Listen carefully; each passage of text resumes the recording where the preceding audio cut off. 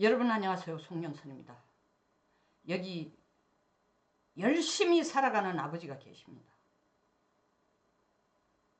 가족들이 좀 더 등 따쓰고 배부르게 살 수 있도록, 편안하게 살 수 있도록, 좋은 집에서 살 수 있도록 아버지로서 할 수 있는 모든 노력을 다해온 가정이 있습니다. 그러나 불행하게도 그 자식들은 아버지의 뜻을 제대로 받들고 아버지와 함께 가족을 꾸려가는 데에, 좋은 화목한 잘 사는 가정을 꾸려가는 데 협조를 하지 않습니다. 아니, 협조만 하지 않는 게 아니라 아버지를 괴롭히고 아버지가 제대로 일도 할 수 없도록 합니다. 늦게 술 먹고 들어와서 아버지를 팬다든지 아버지 카드를 훔쳐가가 쓴다든지 동네방네 다니면서 아버지를 욕한다든지 때로는 엄마하고 협심해서 협세해서 도저히 이대로는 제대로 된 가정을 꾸려나갈 수 없다라고 판단한 아버지. 어느 날 작심하고 매를 들었습니다. 몽둥이를 들었습니다. 자식들이 후닥닥 놀라서 아버지 매를 뺏었습니다. 마음을 깔아앉힌 아버지. 분하지만 알겠다 너희 뜻. 앉아서 얘기하자. 우리 가정을 살리기 위해서 좀 더 내가 너들 뜻을 받으면서 이해하면서 대화를 한번 풀어보자. 여러분, 제가 여기까지 얘기하니까 눈치 빠른 사람들은 다 알아들었을 겁니다. 뭔 얘기를 하려고 저렇게 긴 사설을 늘어놓냐. 지금 윤 대통령의 비상계엄령 선포를 얘기를 하고 있습니다. 12월 12일 담화문에서 밝힌 내용을 보면 절박한 심정이었습니다. 내가 이대로 가다가는 우리 가족은 와야 되겠다. 내가 이대로 가다가는 우리 가족은 굶어 죽겠다. 누구 때문에? 남도 아닌 내 가족 때문에. 아비를 아비로 대접해주지 않고 까뜩하면 집구석에서 나가 쫓아내 라고 한 것이 170여 차례나 된다. 그리고 내가 뭔가 동업이라도 하고 뜻 맞는 사람들하고 일해보려고 하면 그것도 보이콧 시키나 방해놓은 게 20여 차례가 된다. 뿐만 아니라 내가 기업을 끌고 가기 위해서, 가정을 끌고 가기 위해서 이런 돈은 필요하니까 이거는 절대로 손대면 안 된다. 그리고 이런 돈까지는 내한테 할애를 해줘야 내가 그 다음에 내 사업을 키우거나 일터에서 제대로 일할 수 있다. 통째로 빼돌린 겁니다.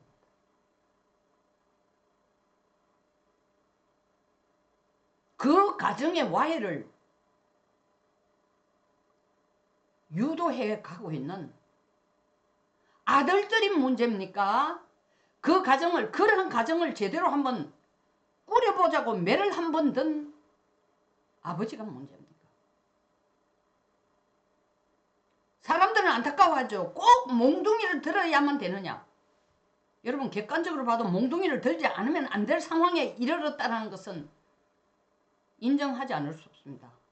단, 좀 더 아버지가 몽둥이를 들었다면은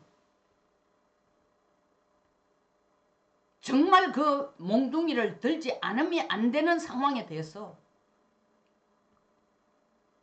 다른 방법이 없을까라도 고민하지 않으면 안 됐다라는 것이 몹시 안타깝습니다만은 일단 가족의 만류에 아버지는 몽둥이 내려놨습니다.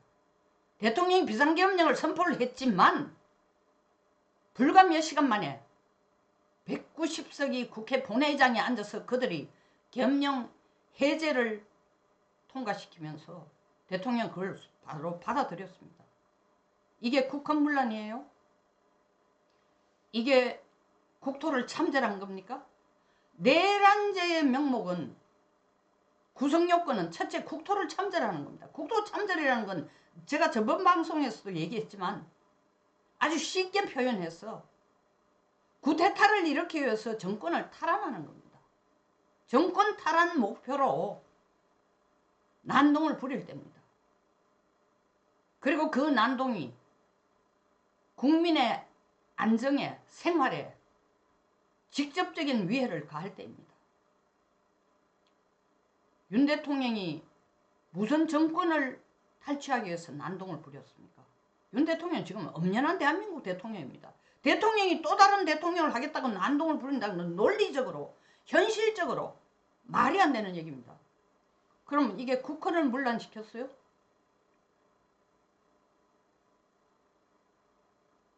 대통령이 장기 집권을 하기 위해서 지금 무슨 정말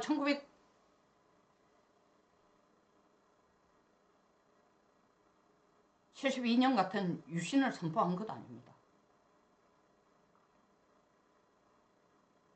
정작 국헌을 문란시키고 있는 것은 대통령이 계엄선포 해제까지 동의한 이 대통령을 몽둥이를 내려놓은 대통령에게 너 나가 호적 등본에서 빼겠어.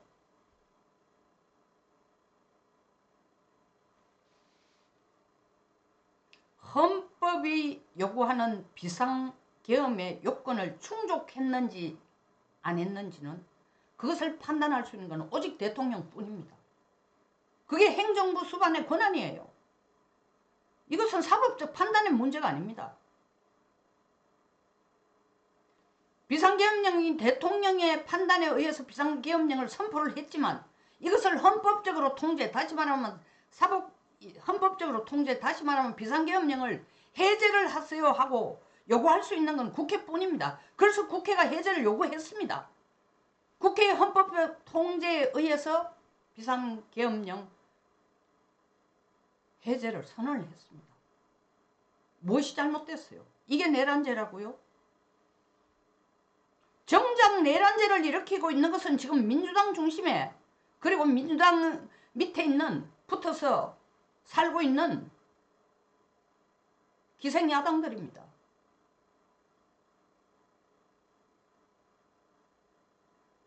대통령이 담화문에서 발표한 것처럼 국정을 마비시키고 대통령이 대통령 행사를 전혀 할 수 없도록 하고 국가 예산을 그렇게 대통령이 손발도 못 움직이고 아무것도 할 수 없도록 삭감을 하고 대통령이 임명하는 추천하는 많은 수십 명의 국무위원을 탄핵을 하고 대통령 그만해라 우리 탄핵한다 끌어내려라 170여 차례의 시위를 하고 이거 국정문란 아닙니까? 이거야말로 진짜 국정문란 아니에요? 이거야말로 국민 생활에 직접적인 위해를 가하는 거 아닙니까? 이거야말로 국민들이 견딜 수 없도록 심적, 육체적, 경제적 위압을 가하는 거 아닙니까? 통치행위를 사법심사 대상으로 삼게 되면 결과적으로 수사기관과 사법기관이 정치화됩니다. 지금 이걸 노리는 거예요, 민주당은.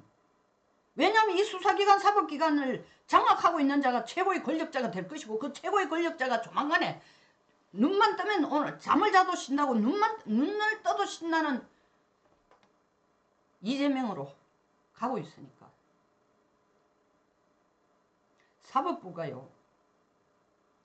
대통령의 통치행위를 사법심사 대상으로 삼게 되면은 이것은 사법부 독립원칙, 상권분립 원칙에 바로 위반됩니다. 그리고 헌법이 규정하고 있는 자유민주주의적인 체제가 아니에요. 더 이상 이렇게 되면은. 지금 보세요. 검찰, 경찰, 공수처, 대통령 끌어내리기 위해 대통령을 내란죄를 저지른 수괴라고 명시를 해서 대통령 끌어내리기 위해서 하이에나처럼 경쟁을 하고 있습니다. 지금이 이때다. 경찰이 힘쓸 때. 지금이 이때다. 검찰이 힘쓸 때. 밟아. 지금이 공수처가 살 때다. 공수처 문재인에 의해서 공수처 만들어 놓고 업적 하나 없어요. 고위공무원에 대한 뭐 조희연 교육감 빼고 제대로 된 고위공무원에 대한 수사 한 번 안 하다가 느닷없이 대통령을 긴급 체포할 수도 있고 뿐만 아닙니다. 국무위원들도 긴급 체포할 수 있다. 국회 법사위에서 공수처장이 한 얘기가 뭐예요? 대통령을 긴급 체포해서 수사를 할 수 있도록 최선의 노력을 집중 수사를 하고 있다. 최선의 노력을 다하고 있다. 이게 나라예요. 공수처장이 그런 권한을 갖고 있어요? 이뿐 아닙니다. 대한민국의 보수 언론이라고 부르는 신문들이 앞장서서 대통령을 내란죄로 몰아가고 있습니다.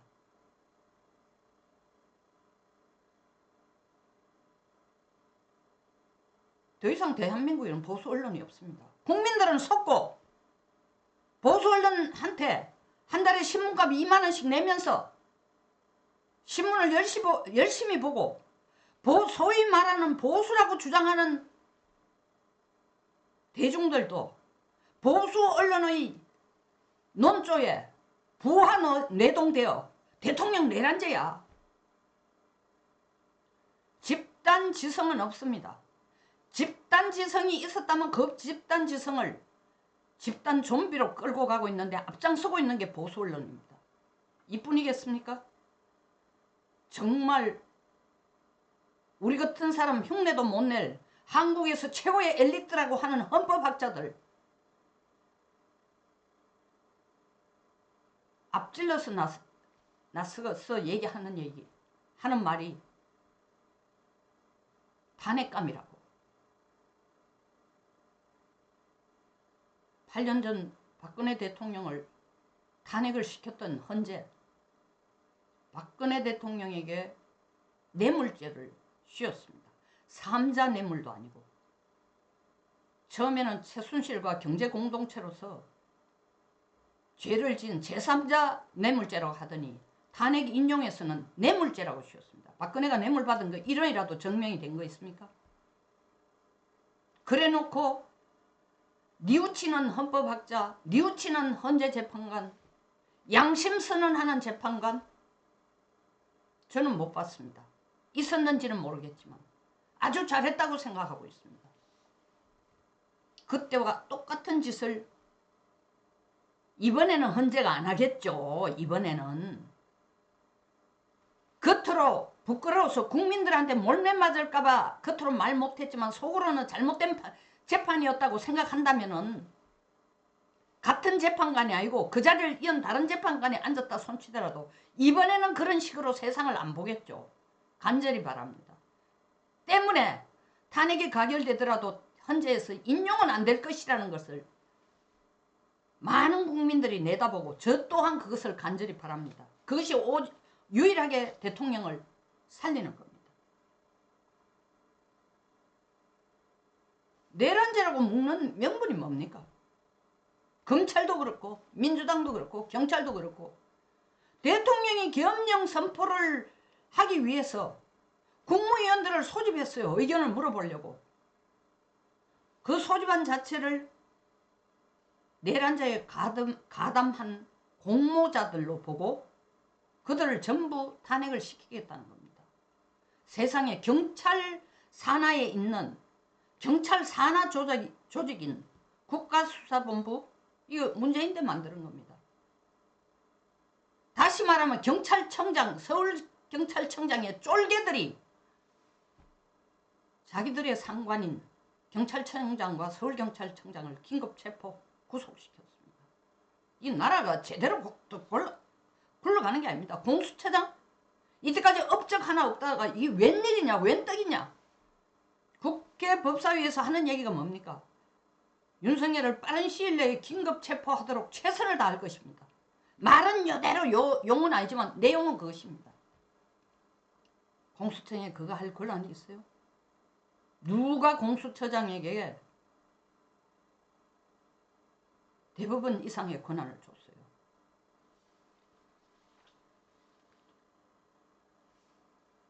민주당 역시 그렇게 몰아가고 있습니다. 이게 바로 국정문란이고 국헌 위반 아닙니까? 국헌 위반이 뭡니까 여러분? 내란죄예요. 지금 누가 내란죄를 짓고 있는지 여러분 똑똑히 보십시오. 국민 여러분, 저는 위대한 헌법학자도 아니고 힘있는 민주당 의원도 아니고 칼질을 마구 해대는 국가수사본부에서 일하는 경찰도 아니고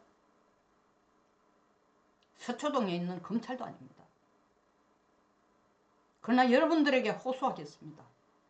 국민의 한 사람으로서, 양심이 살아있는 국민의 한 사람으로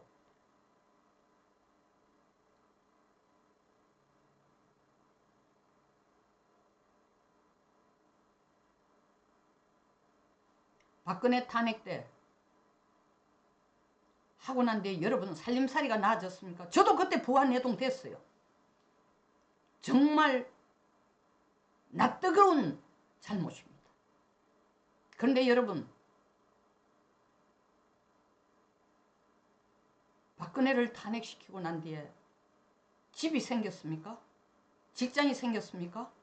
월급이 올랐습니까? 우리나라 국가 위상도가 올랐습니까? 살림살이가 나아졌습니까?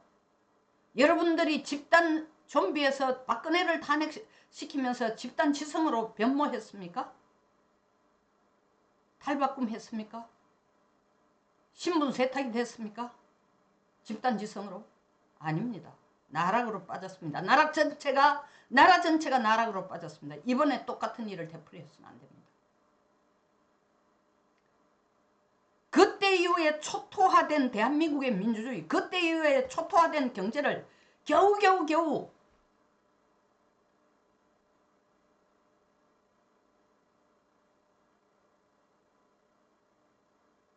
정말 세우기 위해 그때 이후에 초토화된 엉망이 된 정치체제를, 국가체제를 좀 제대로 해보자고 윤석열 대통령이 발버둥을 치고 있습니다. 이제 좀 더 나은 국가, 좀 더 잘 먹고 잘 사는 국가, 좀 더 국제적인 위상이 높은 나라, 좀 더 수출을 많이 할 수 있는 나라, 좀 더 힘이 강한 나라 만들기 위해서 혼전의 노력을 다해오고 있는 대통령입니다. 물론 많이 힘이 딸리고 제대로 못하고 때에 따라서는 판단이 제대로 서지 않는다는 걸 저도 인정하고 있습니다. 그러나 여러분 손으로 투표한 대통령을 여러분들이 부안해동해서 내려라, 끌어내려라. 이건 대통령을 죽이는 게 아니라 대한민국을 죽이고 여러분 스스로를 죽이는 일입니다. 정신 차리십시오. 누구를 위해? 여러분들이 살기 위해서 정신 차리십시오. 대한민국을 구하기 위해서 정신 차리십시오. 두 번 다시 이런 불상사가 일어나서는 안 됩니다. 탄핵의 요건을 갖추지도 않았고 내란죄의 구성 요건을 갖추지도 않았고 이런 상황에서 대통령을 내란죄로 몰아가는 지금 가장 선두에 선 게 언론이야. 언론. 제 마음속, 솔직한 심정을 얘기하면 이런 논조의 글을 쏟아내는 보수 언론부터 여러분들이 차단하라 하고 싶습니다. 그러나 저도 보수인 고로 여러분들이 뭐가 어떻게 돌아가는지는 알아야 되기 때문에 여러분의 중심을 바로잡고 그 언론과 방송을 볼 수 있는 힘을 키워야 되기 때문에 여러분의 중심을 바로잡기 위해서는 돌아가는 얘기는 알아야 되기 때문에 그 얘기까지는 하지 않겠습니다. 여러분이 바로 나라를 구할 수 있는 사람들입니다. 탄핵 대열에 서서 눈물을 찔찔 흘릴 것이 아니라 대통령을 구하기 위해서 호소의 눈물을 흘리는 게 대한민국 국민다운 일입니다. 송영선이었습니다. 여기서 마치겠습니다.